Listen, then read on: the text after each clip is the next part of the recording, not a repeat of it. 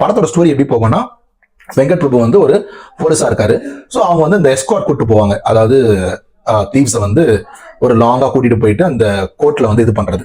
So கூட்டிட்டு போகும்போது அவர் ஒரு ஆளா கூட்டு போறாரு. ஃபர்ஸ்ட் டைம் கூட்டு போகும்போதெல்லாம் ஒரு சில சின்ன சின்ன பிரச்சனைகள் வருது.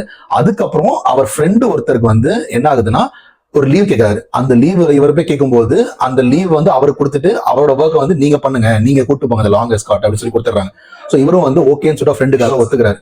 ஸோ இந்த டைம்ல என்ன ஆகுதுன்னா, இவர் லாங் கூட்டிட்டு போயிட்டு அந்த கோர்ட்ல வந்து அவங்கள பிளேஸ் பண்ணும்போது அந்த பையன் வந்து ஒரு மாதிரி ரொம்ப தப்பிச்சு போற மாதிரி அந்த மாதிரிலாம் பண்றான்.